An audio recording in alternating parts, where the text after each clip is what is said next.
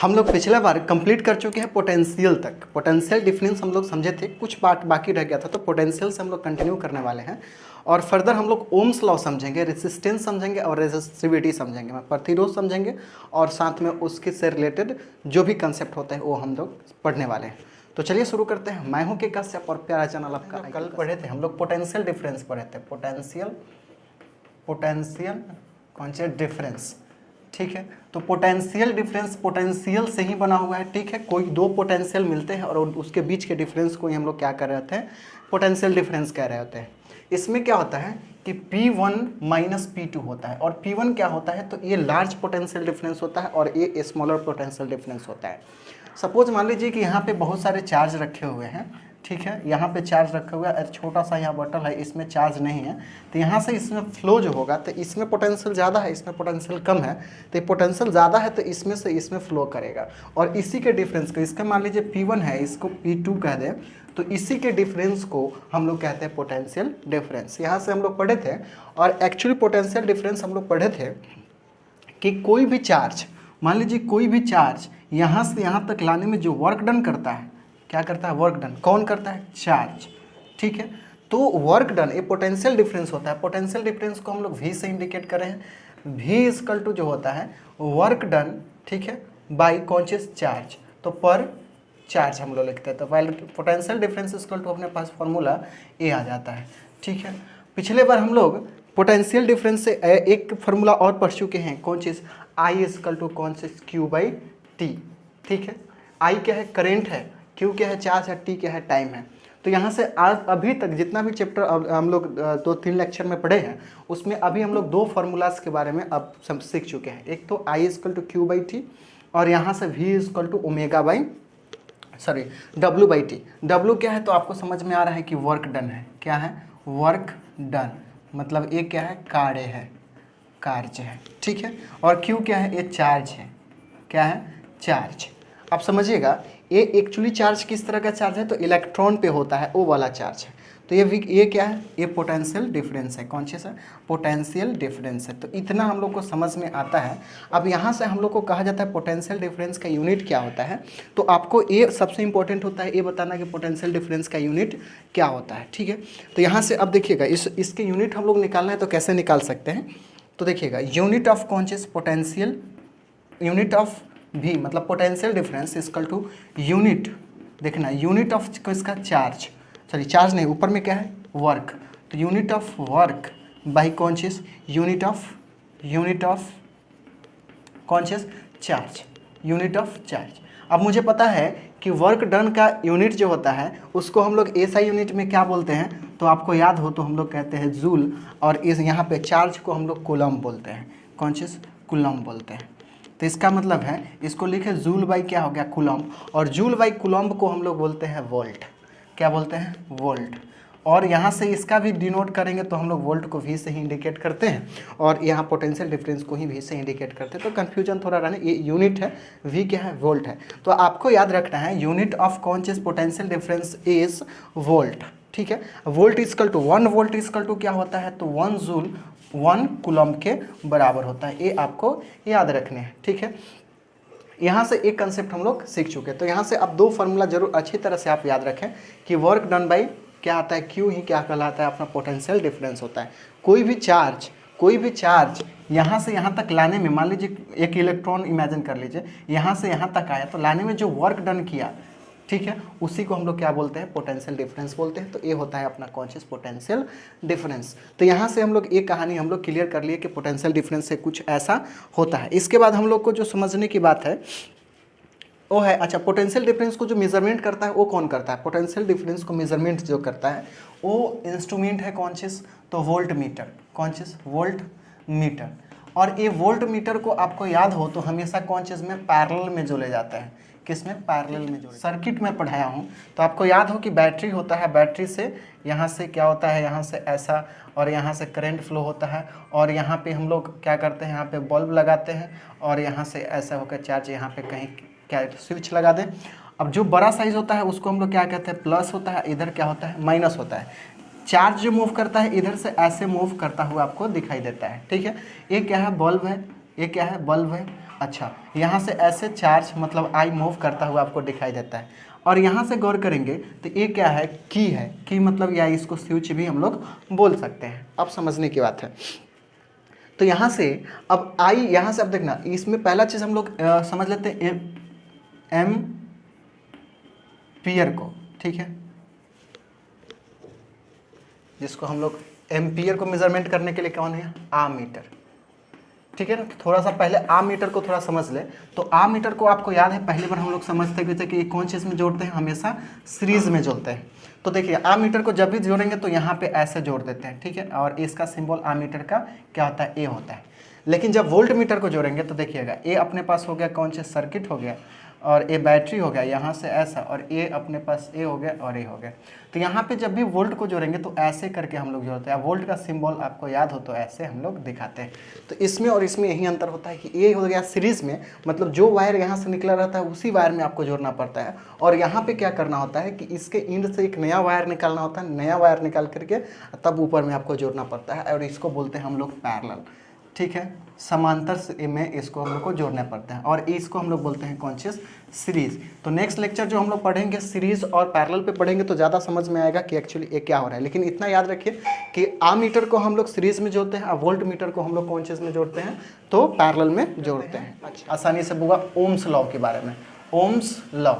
अब देखना Ohm's law में हम लोग को क्या ध्यान देना पड़ता है, ये सिंपल सी बात बोलता है ओम्स लॉ। ये रेट ऑफ चेंज होता है, कौन चीज़ होता है बुआ, रेट ऑफ या करेंट, ठीक है, a current is directly proportional, directly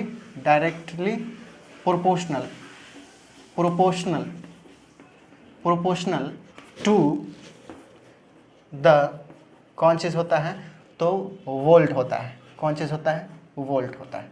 volt मतलब ऐसा क्या है, पोटेंशियल डिफरेंस होता है। कौन चीज़ होता है, पोटेंशियल डिफरेंस के डायरेक्टली प्रोपोर्शनल होता है, ठीक है। तो वो हम सब रेट ऑफ करेंट, किसका रेट है, करेंट का, ये क्या होता है, डायरेक्टली प्रोपोर्शनल टू द क्या होता है बुआ, पोटेंशियल डिफरेंस। तो पोटेंशियल डिफरेंस के डायरेक्टली प्रोपोर्शनल होता है। तो अगर ये मान लीजिए पोटेंशियल है, पोटेंशियल डिफरेंस है, तो डायरेक्टली प्रोपोर्शनल टू क्या होता है, आई होता है। कहीं कहीं इसको ऐसे भी लिखेगा तो भाई डरने की बात नहीं है, दोनों सेम ही बात आपको लिख रहा होता है। लेकिन यहाँ पे जो हम लोग के यूज़ में जो कंसेप्ट आते हैं वो कंसेप्ट मुझे याद रखना है कि ऊपर वाला सबसे ज़्यादा इंपॉर्टेंट आपको रोल अदा करेगा। ये होगा भी directly proportional to conscious I, ये आपको याद रखने पड़ेंगे। इससे करेंगे तो फिर हम लोग का रेशियो गड़बड़ होना शुरू हो जाएगा, इसलिए ये याद रखेंगे, ये आपके लिए वेरी वेरी इंपॉर्टेंट होगा। अच्छा, इसका मतलब क्या है कि अगर V है डायरेक्टली प्रोपोर्शनल टू I है, I मतलब क्या है, करेंट है, करेंट तो समझ चुके हैं। अगर करंट को बढ़ा दिया जाए तो पोटेंशियल डिफरेंस भी क्या हो जाएगा, बढ़ जाएगा। अगर करंट को घटा दिया जाए तो पोटेंशियल डिफरेंस भी क्या हो जाएगा, घट जाएगा। या उल्टा बोल सकते हैं, अगर हम लोग वोल्ट को बढ़ा दे तो क्या होगा, करंट बढ़ जाएगा, और करंट को घटा दे तो वोल्ट भी क्या हो जाएगा, घट हो जाएगा, या फिर वोल्ट को घटा दे तो करंट भी घट जाएगा। ये कहानी आपको समझाता है। अब यहाँ से हम लोग को समझना है कि ये जो डायरेक्टली प्रोपोर्शनल है, ठीक है, व्युत्क्रमानुपाती है, उसको कैसे हम लोग इक्वल करते हैं। तो आपको याद हो तो हम लोग एक कांस्टेंट से मल्टीप्लाई करते हैं और उस कांस्टेंट को मल्टीप्लाई करके इक्वल करते हैं, और यहाँ पे जो कांस्टेंट होता है उसको आर बोलते हैं, ठीक है। और ये होता है अपना कौन सा फॉर्मूला, यहाँ से आर जो हम लोग मल्टीप्लाई कर रहे होते हैं ये क्या है, कांस्टेंट प्रोपोर्शनैलिटी होता है। कांस्टेंट क्या है, कांस्टेंट प्रोपोर्शनैलिटी, ठीक है, लिटी।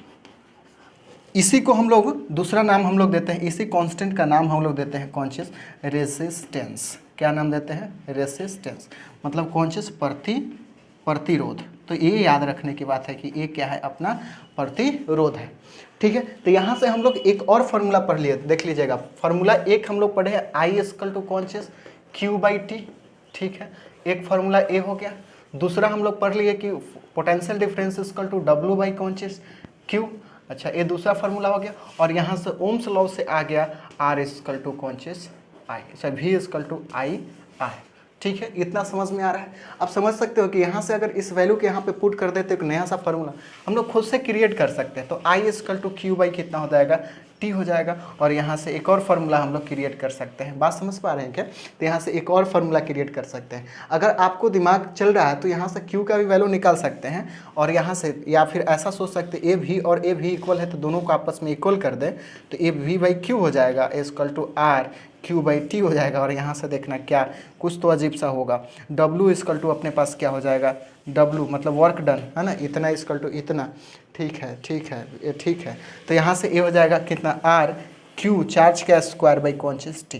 तो यहाँ से ही ऐसा आ जाएगा। हालांकि ऐसा कोई फार्मूला आपको मिलेगा नहीं, आपको फार्मूला 1 2 3 आपको याद रख सकते हैं, सॉरी ये 3 याद रख सकते हैं। ये तो खुद से हम लोग इससे डिराइव कर सकते हैं फार्मूला को। इतना तो बात हम लोग को समझ में आ रहा है कि कुछ ऐसा कहानी। ओम्स लॉ जो अप्लाई होता है, ओम्स लॉ है ना, ये कब अप्लाई होता है, या इसका कह सकते हैं कि लिमिटेशन है इसका, ठीक है ना। V equal to conscious I R, इसका एक लिमिटेशन है। लिमिटेशन क्या है कि ये कहता है ये कब अप्लाई हो सकता है, गौर करिएगा, जब टेम्परेचर क्या हो, टेम्परेचर जो हो वायर का टेम्परेचर, गौर करिएगा, ये टेम्परेचर क्या होगा, सेम हो तब। मान लीजिए वायर का टेम्परेचर पहले से जितना है उतना ही हो, तो अगर टेम्परेचर चेंज हो जाएगा तो ये फार्मूला अप्लाई नहीं होगा। तो ये आपको याद रखना है कि टेम्परेचर क्या होना चाहिए, सेम होना चाहिए। दूसरा बात, ये क्या करता है, फिजिकल स्टेट पर भी डिपेंड करता है। Physical state, state of conductor, conscious जो कंडक्टर होता है, जो वायर है, ठीक है, ये जो वायर है, वायर का किस तरह का स्टेट है उस पर भी डिपेंड कर रहा होता है। अगर मान लीजिए ये वायर है, ठीक है, और इस वायर को आप चेंज कर करके कुछ और मोटा कर दे, पतला कर दे, ठीक है ना, तो इस बात पर ये डिपेंड करता है। इसका मतलब है कि अगर इसको आप इसका वायर का स्टेट चेंज कर, इसका शेप चेंज कर देंगे तो ये फिर आपका ए से अप्लाई नहीं होगा, ये लॉ अप्लाई नहीं होता है। तीसरा नंबर याद रखिएगा, ये यूनिवर्सल लॉ नहीं होता है, in not a universal law.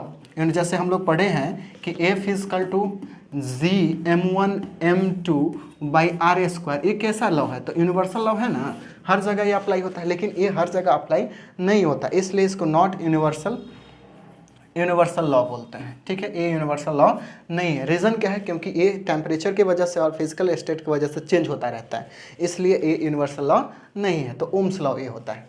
अच्छा, इसका जब ये सब चीज़, पहला चीज़ आपको ध्यान देना है कि अगर ये सब नहीं है, मतलब ये सब चीज़ अगर टेम्परेचर सेम रख रहे हैं, फिजिकल अगर हम लोग कंडक्टर सेम रख रहे हैं, फिजिकल स्टेट चेंज नहीं कर रहे हैं, तब ये फार्मूला अप्लाई हम लोग कर सकते हैं। और तब के लिए ग्राफ आप पढ़े होंगे कि ग्राफ क्या होता है, गौर करिएगा। तब के लिए अपने पास ग्राफ होता है, गौर करिएगा।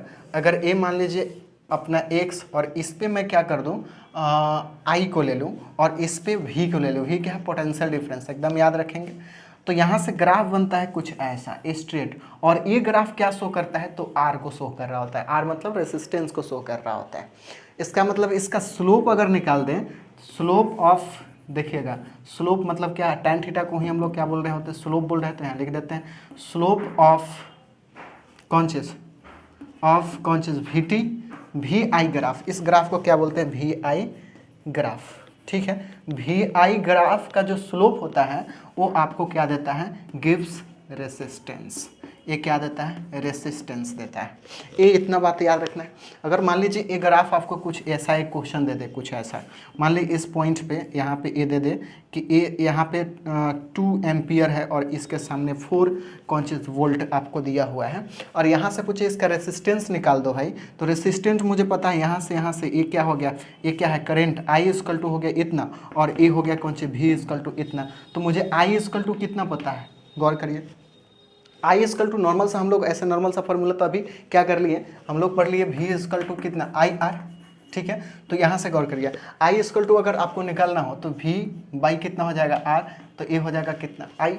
अब यहाँ से देखो वोल्ट कितना हो चुका है, यहाँ से ये हो गया आई, वोल्ट हो गया कितना 4, अब बाई आर कितना हो गया, सॉरी आर ही तो आई निकालना है। आर आपको कौन कौन चीज़ दिया, आई दे दिया और भी दे दिया, तो आपको निकालना कौन चीज़ है, आर ना, आर निकालना है, तो आर निकालना है तो यहाँ कौन आएगा आई, और यहाँ हो गया आर, तो I equal to V by कितना हो गया आर, और यहाँ R equal to V by कितना, आर भी कितना है अपने पास 4 है, बाई आई कितना है 2 है, कैंसिल होकर के अपने पास 2 हो जाएगा। अभी यूनिट की बात नहीं की है रेसिस्टेंस पे, तो दिक्कत नहीं है, ऐसा ओम्स होता है, आप जानते हैं इस बात को। अब देखना ये तो नॉर्मल सा बना ली, अगर हम लोग स्लोप लेकर के बनाते हैं तो देखिए, तो आपको पता है कि एक ट्रायंगल बन रहा है, क्या एक ट्रायंगल बनता हुआ आपको दिख रहा है, ट्रायंगल बन रहा है, तो इस हाइट को हम लोग क्या बोलते हैं, देखिए तो 4 ओम है, सॉरी 4 वोल्ट का है। अच्छा इस वाले को कितना है, तो 2 आई क्या है, तो tan थीटा इक्वल टू कितना होता है, पी बाई एच होता है क्या, नहीं सॉरी पी बाई बी होता है क्या, तो पी हो गया कितना, इसके सामने 4 और बी कितना यहाँ से 2, कैंसिल होकर के कितना आ जाएगा 2 ओम, ठीक है ना। और इसी को हम लोग क्या बोल रहे थे, रेसिस्टेंस बोल रहे होते हैं। और याद रहे एक कब का ग्राफ है, जब टेम्परेचर इसमें सेम है, टेम्परेचर में कोई चेंजिंग नहीं हो रहा, फिजिकल स्टेट में कोई चेंजिंग नहीं हो रहा है, तब के लिए इतना बात समझ में आएगा कि आर क्या है। अब देखिएगा हम लोग v equal to I R पढ़ चुके हैं, आई आर पढ़ चुके, तो यहाँ से आर इक्वल टू हम लोग निकाल सकते हैं v बाई कितना आई। अगर यूनिट ऑफ कौन चीज़ आर पूछ दिया जाए तो आपको पता है वोल्ट का यहाँ पोटेंशियल डिफरेंस है, पोटेंशियल डिफरेंस का क्या होता है वोल्ट होता है, और करंट का क्या होता है तो आपको पता है एम्पियर होता है, ठीक है। और वोल्ट बाई एम्पियर ही कहलाता है ओम, ठीक है। इसको क्या बोलते हैं ओम, ओम तो है नाम, और नाम पे दिया गया है, जो ओम्स लॉ दिए हैं उन्हीं के नाम से ए ओम दिया है। इसका यूनिट ऑफ रेसिस्टेंस इस क्या होता है ओम होता है, तो याद रखना है 1 ओम इक्वल टू कितना होता है, तो 1 वोल्ट बाई 1 एम्पियर, मतलब 1 अगर कौन चीज़ ओम की बात करें तो वैल्यू कौन चीज़ वोल्ट बाई एम्पियर होता है। तो ये आपको याद रखना है कि अगर पूछ दिया जाएगा 1 ओम इक्वल टू वाट, तो आपको याद रखना है कि वोल्ट पर क्या होता है एम्पियर आपको होता है, ये इसका यूनिट होता है, आप समझिएगा। तो ये तो कहानी हो गया, ये तो इसका यूनिट हो गया। एक्चुअली आर करता क्या है ना, ये आर करता क्या है, आर मतलब रेसिस्टेंस करता क्या है, प्रतिरोध, आर क्या है प्रतिरोध, ये करता क्या है, तो प्रतिरोध नाम ही सुन कर लग रहा है कि ये क्या करेगा, प्रतिरोध करेगा, मतलब रुकावट पैदा करेगा, किसका रुकावट, रुकावट। और किस चीज़ में, तो इलेक्ट्रॉन के मूवमेंट में क्या करेगा, मतलब ये मोशन में, मूवमेंट में क्या करेगा, रुकावट पैदा, मूवमेंट में क्या करेगा, ये रुकावट पैदा करेगा। तो इसलिए हम लोग कहते हैं कि अगर पूछ दे भाई डिफिनीशन ऑफ प्रतिरोध या फिर कौन चीज़ रेसिस्टेंस, तो ये क्या करता है आर अपोज, क्या करता है अपोज, ठीक है ना। तो R oppose to movement of conscious, movement of conscious charge, ये किसका चार्ज, तो चार्ज सिंपल सी बात है, यहाँ पे इलेक्ट्रॉन भी लिख सकता है, तो चार्ज क्योंकि इलेक्ट्रॉन पे ही होता है, तो ये चार्ज के मूवमेंट को क्या करता है अपोज करता है, मतलब रोकता है। तो ये कहानी आपको समझ में आ रहा होगा, ये रुकता है कब, अब तो ये कहानी समझ में आ गया, इसका मतलब ये कब के लिए, जब टेम्परेचर क्या होता है सेम हो रहा है, ठीक है। अब समझना ये आर जो है मूवमेंट को क्या करता है रोक रहा होता है, इसका मतलब है कि एक इसमें मान लो ये वायर है, और यहाँ से इलेक्ट्रॉन अगर मूव कर रहा है तो यहाँ पे ये रेसिस्टेंट का काम अलग अलग चीज़ कर रहा होता है, कभी ये रेजिस्टर का काम कर रहा होता है, रेजिस्टर भी क्या करता है, तो मान लीजिए रेजिस्टर लगा दिए, रेजिस्टर है ना, कोई भी इंस्ट्रूमेंट लगा दिए, ठीक है ना, तो भी क्या कर रहा होता है वो रोकने का काम कर रहा होता है, चार्ज के फ्लो को रोकने का काम करता है। तो सिंपल याद रखिए कि आर क्या करता है प्रतिरोध है, प्रतिरोध का हिंदी में आपको समझ में आ रहा है कि ये क्या कर रहा होता है रुकावट पैदा करता है। अच्छा तो ये किस तरह का चीज़ का है, तो इलेक्ट्रॉन यहाँ से मान लीजिए चल रहा है और बीच बीच में आकर के इसको क्या कर रहा है उसके मूवमेंट में रोकने का प्रयास कर रहा है, तो इसको हम लोग कह दिया कि क्या है रेसिस्टेंस है। आप समझिएगा रेसिस्टेंस जो होता है ये डिपेंड किस चीज़ पे, प्रतिरोध जो होता है डिपेंड किस चीज़ पे करता है, क्योंकि हम लोग को पता है कि आर कांस्टेंट है, लेकिन हम लोग को पता है कि टेम्परेचर पर हर चीज़ पे डिपेंड करता है, लेकिन टेम्परेचर सब चीज़ सेम रखें, सिर्फ वायर को देख करके अगर मुझे बताना हो कि भाई बताओ अब इसमें क्या क्या डिफरेंस हो सकते हैं, तो वायर में बताओ क्या क्या आप चेंज कर सकते हो। इसको हम लोग बोलते हैं क्रॉस सेक्शनल एरिया, ये जो दिख रहा है अंदर जिधर से इलेक्ट्रॉन मूव करेगा इसको क्या बोलते हैं क्रॉस सेक्शनल कॉन्शियस एरिया, और इस एरिया को हम लोग कैपिटल ए से इंडिकेट करते हैं। और ये वायर है तो इसका लेंथ अगर एल मान ले तो कोई दिक्कत, तो हम लोग क्या कर सकते हैं लेंथ या फिर एरिया को चेंज कर सकते हैं। तो पहला चीज़ आर जो डिपेंड करता है, आर जो है directly proportional to the length होता है, डायरेक्टली प्रोपोर्शनल टू क्या होता है लेंथ होता है, मतलब लेंथ बढ़ाएंगे तो क्या होगा, रेसिस्टेंस भी बढ़ जाएगा। इसका लेंथ बताएंगे तो इलेक्ट्रॉन को ज़्यादा दूर तक मूव करना पड़ेगा, तो ज़्यादा मूव करेगा तो ये क्या करेगा, ज़्यादा रेसिस्ट करेगा। बात समझ रहे हैं? तो इसलिए ये डायरेक्टली प्रोपोर्शनल होता है। अगर लेंथ को कम कर दें, अगर इस लेंथ को कम कर दें तो इतना तो कम कर दिए तो अब इलेक्ट्रॉन का मूवमेंट क्या हो जाएगा, कम दूर तक होगा, और कम दूर तक होगा तो रेजिस्ट भी कम करेगा, तो ये भी क्या हो जाएगा, कम हो जाएगा। तो ये कहानी आपको समझ में आना, ये इसके लिए है और ये इसके लिए, ठीक है। अच्छा, अब क्रॉस सेक्शनल क्या होता है, ये डायरेक्टली प्रोपोर्शनल नहीं होकर के इनवर्सली प्रोपोर्शनल टू द क्या होता है, inversely proportional to the cross sectional area होता है। अब ये क्रॉस सेक्शनल क्या है, अगर आप समझ लो ये वायर है तो ये जिधर से इलेक्ट्रॉन मूव करेगा उसमें से इसका अगर हम लोग बढ़ा रहे हैं, एरिया बढ़ाएंगे तो इलेक्ट्रॉन खूब आसानी से मूव करेगा। अगर इसको सोचो, इसको कम करेंगे, इसको कम करेंगे, देखना एरिया कम करेंगे तो क्या होगा, रेजिस्टेंस कम होगा। एरिया अगर ज़्यादा करेंगे, एरिया क्या कर रहे हैं, ज़्यादा कर रहे हैं तो रेजिस्टेंस कम हो जाएगा। देखना इसका एरिया बढ़ा रहे हैं, वो क्रॉस सेक्शनल मान रहे ए वाला, इसको बोलते हैं क्रॉस सेक्शनल, इधर वाला, इधर से ये एरिया बढ़ाएंगे तो इलेक्ट्रॉन को मूवमेंट करने के लिए बहुत ज़्यादा स्पेस मिलने लगेगा, तो रेजिस्टेंस क्या हो जाएगा, कम हो जाएगा। और यही चीज़ अगर एरिया हम लोग कम कर दें तो रेसिस्टेंस क्या होगा, बढ़ जाएगा। अगर इसका कम करें तो अब देखना कम स्पेस से ज़्यादा इलेक्ट्रॉन को मूव करना होगा तो रेजिस्टेंस भी क्या होगा, ज़्यादा होगा। इसलिए यहाँ से ये दोनों पर डिपेंड करता है। दो कहानी आपको निकल गया, तो अब यहाँ से समझ में आना चाहिए कि इससे हम लोग समराइज़ करके निकालते हैं कि ये जो होता है, इसको अगर हम लोग दोनों को समराइज़ करें तो रेसिस्टेंस होता है लेंथ बाई एरिया का डायरेक्टली प्रोपोर्शनल होता है, ठीक है। लेंथ के डायरेक्टली प्रोपोर्शनल और एरिया के क्या है, इन्वर्सली प्रोपोर्शनल। बाई में होता है उसको इन्वर्सली बोलते हैं, ऊपर होता है डायरेक्टली बोलते हैं, तो ये डायरेक्टली प्रोपोर्शनल होता है। अब इसको देख करके आपको समझ में आ जाए, बाई वाला अगर बाई में जो है नीचे में है उसको बढ़ाएंगे तो ये वाला घटेगा, नीचे वाला बढ़ाएंगे तो ये घटेगा, ये बढ़ाएंगे ये घटेगा, ये घटाएंगे ये बढ़ेगा, ऊपर वाला बढ़ाएंगे तो ये भी बढ़ेगा। ये दिमाग में आपको रखने हैं। तो यहाँ से अब इसको इक्वल करने के लिए एक आता है रो, ठीक है ना, रो आता है। रो ये क्या है, तो यही सिंपल सी बात है, प्रोपोर्शनलिटी कांस्टेंट है। ये क्या है, कांस्टेंट है। कैसा है, तो ये प्रोपोर्शनलिटी को हटाने के लिए आया, तो एक कांस्टेंट है, लेकिन इसका स्पेशल एक नाम है। क्या नाम है, तो रेजिस्टिविटी। क्या नाम है इसका, रेजिस्टिविटी। हिंदी में इसको बोलते हैं हम लोग कौन चीज़, तो प्रतिरोधकता। इसको बोलते हैं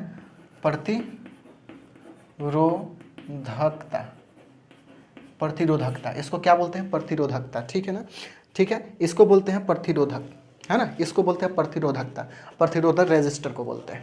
अब समझने की बात है, यहाँ पे ये नया सा टर्म आया जो कि रेजिस्टिविटी है, और ये कुछ हद तक ये दोनों में कन्फ्यूजन रहेगा आपको कि रेजिस्टेंस क्या कर रहा है, रेजिस्टिविटी क्या कर रहा है, तो दोनों में अंतर आपको समझाएंगे, एकदम आसानी से समझ में आएगा। अभी ये समझ में आएगा क्या, ये इसको हम लोग क्या बोलते हैं, ए रो, इसको क्या बोलते हैं, ए है अपना रो, याद रखिएगा, ये क्या है, रो, इसको रो बोलते हैं, और ए रो ही अपना कौन चीज़ है, रेजिस्टिविटी है, और इसको हम लोग क्या बोलते हैं, प्रतिरोधकता, रोधकता क्या है, ये प्रतिरोधकता है। तो ये आपको याद रखना है कि ये प्रतिरोधकता कहलाता है। अब समझने की बात है कि प्रतिरोधकता का यूनिट क्या है। चलिए उसको समझने से पहले यूनिट समझ लेते हैं कि यहाँ यूनिट तो हो सकता है। एक कहानी समझ में आ गया, आर किस किस चीज़ पे डिपेंड किया, ये समझ में आ गया। अब समझना, आर जिस पे डिपेंड करता है, जब हम डिफरेंस पढ़ाएंगे आर और कौन चीज़ में, ए रो में, तो ये जिस पे डिपेंड करता है उस पे डिपेंड नहीं करता है। चलिए यहाँ से हम लोग क्या कर सकते हैं, इस रो का वैल्यू निकाल सकते हैं क्या, रो क्या है, रेजिस्टिविटी का वैल्यू निकाल सकते हैं, प्रतिरोधकता का वैल्यू निकाल सकते हैं क्या, एकदम निकाल सकते हैं। ए को इधर भेज देंगे तो ए इंटू कितना हो जाएगा, आर, और लेंथ क्या हो जाएगा, लेंथ नीचे हो जाएगा। अगर यूनिट आपसे आप पूछा जा रहा है, यूनिट क्या, यूनिट ऑफ रो, मतलब रो क्या, रेजिस्टिविटी। ये क्या है, एरिया है क्या, एरिया का क्या होता है, मीटर स्क्वायर होता है क्या, और ये आर क्या है, ओम होता है क्या, ठीक है। और लेंथ क्या है, मीटर, इसका भी मीटर होता है क्या, तो यहाँ से इसको अगर कैंसिल कर दे तो ओम क्या होता है, मीटर होता है। ये कौन चीज़ में, एसआई में होता है, एक इसमें एसआई सिस्टम में होता है। इसका सीजीएस में पूछा जाएगा तो मैं देखा था कुछ ऐसा होता है, ओम सेंटीमीटर, सिर्फ इसको चेंज करता है और किसी को चेंज नहीं करता है। तो ये हो जाएगा कौन सा, सीजीएस में। बात समझ पा रहे हैं क्या, ये इसका यूनिट है ओम मीटर, ये आपको याद रखना है एसआई यूनिट में। क्लियर है, इतना समझ में आ रहा है क्या। अब समझना रेजिस्टिविटी करता क्या है, ठीक है ना, रेजिस्टिविटी करता क्या है, ये इसका प्रॉपर्टीज़ है, ये समझना। एक जैसे इसको हम लोग आर के बारे में पढ़े हैं कि ये क्या करता है, फ्लो को रोक रहा होता है। एक्चुअली ये भी वही काम कर रहा होता है, ये भी क्या होता है, फ्लो को रोक रहा होता है, लेकिन ये मटेरियल का प्रॉपर्टीज होता है। किसका? मटेरियल का। ये क्या है? Properties of material, properties of किसका? मटेरियल का होता है। ठीक है ना। यहाँ पे ऐसा कुछ नहीं होता है, यहाँ पे प्रॉपर्टीज ऑफ द मटेरियल होता है। कौन सा? रेजिस्टिविटी, कि कौन सा मटेरियल किसको ज़्यादा रोकेगा, कितने अमाउंट में रोकेगा। कौन, जैसे यहाँ पे तो रोक रहा है लेकिन यहाँ पे अमाउंट नहीं है। यहाँ पे क्या करेगा कि एक कोई भी वायर, अलग अलग तरह के वायर हो सकते हैं, और उस वायर का कितना रोक रहा है, कितना अमाउंट में वो रोकने का प्रयास कर रहा है, उस अमाउंट को आपको दिखाता है रेजिस्टिविटी। और ये चीज़ सिंपल याद रखिए, प्रॉपर्टीज ऑफ द मटेरियल होता है, मतलब ये मटेरियल पे डिपेंड कर रहा होता है। किस पे? मटेरियल पे डिपेंड कर रहा होता है। अब याद रखिएगा और चलिए समझिएगा। आर हम लोग पढ़ लिए और रो पढ़ लिए। आर क्या है? रेजिस्टेंस, और ये क्या है? रेजिस्टिविटी है। और ये दोनों चेंज होता है कब? ये दोनों चेंज होगा अगर टेम्परेचर चेंज हो जाए तो। अगर टेम्परेचर क्या हो जाए, टेम्परेचर अगर चेंज हो जाए, टेम्परेचर क्या हो जाए? चेंज हो जाए। अगर टेम्परेचर चेंज हो जाता है तो याद रखेंगे कि ये दोनों चेंज हो जाएगा। इसलिए आपको याद रखना होगा, जहाँ पे टेम्परेचर चेंज नहीं होगा ये दोनों चेंज नहीं होगा। पहला बात तो ये समझ में, लेकिन ये दोनों में कॉमन है, डिफरेंस नहीं है। अब हम लोग समझते हैं कि आर वॉइस कौन चीज़? रो, मतलब रेजिस्टेंस वाइज रेजिस्टिविटी, मतलब प्रतिरोध वाइज प्रतिरोधकता।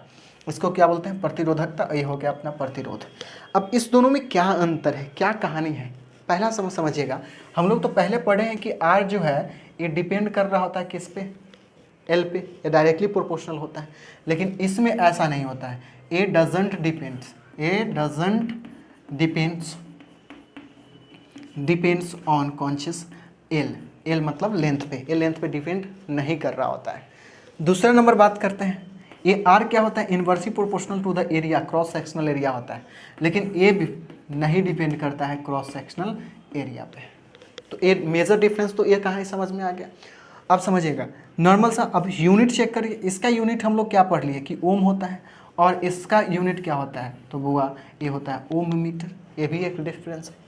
अब समझना यहाँ पे 4 नंबर, अगर हम लोग इसका फॉर्मूला की बात करें आर इजकल टू, तो हम लोग इससे मिला करके लिखे थे कि रो और कितना एल बाई ए होता है, लेकिन इसका फॉर्मूला क्या होता है? 4 नंबर। तो यहाँ रो इजकल टू यहाँ से क्रॉस करेंगे तो ए आर बाई कितना? एल होता है। तो ये इसका फॉर्मूला है, तो ये भी एक डिफरेंस है इसका। अच्छा 5 नंबर में गौर करिएगा, ये तो मेजर हो गया। ये क्या करता है? अपोज करता है कौन चीज़? मोशन को। किसके मोशन को? तो चार्ज के मोशन को क्या करता है? अपोज करता है। और ये क्या होता है? 6 नंबर, ये प्रॉपर्टीज ऑफ द मटेरियल होता है। प्रॉपर्टीज ऑफ कौन चीज? मटेरियल, है ना। ये क्या होता है? प्रॉपर्टीज ऑफ मटेरियल होता है। ये मटेरियल पर डिपेंड कर रहा होता है कि मटेरियल कैसा है। ठीक है, ये कहानी, इसमें डिफरेंसेस होते हैं, इतना ज़्यादा डिफरेंसेस होते हैं। कहानी समझ में आ रहा है क्या? इसको आप क्या करें, शॉर्ट स्क्रीन ले और इसको ज़रूर याद रखें ताकि आपको पूरा कंसेप्ट क्लियर हो जाए कि एक्चुअली हो क्या रहा है। अब यहाँ पे हम लोग को समझने हैं कि रेजिस्टिविटी जो होता है, अब ये तो यहाँ पे समझ लीजिए, एक 7 नंबर इसमें ज्वाइन कर दीजिए। अलग अलग मटेरियल का जो रेजिस्टिविटी होता है अलग अलग होता है। तो कौन चीज़?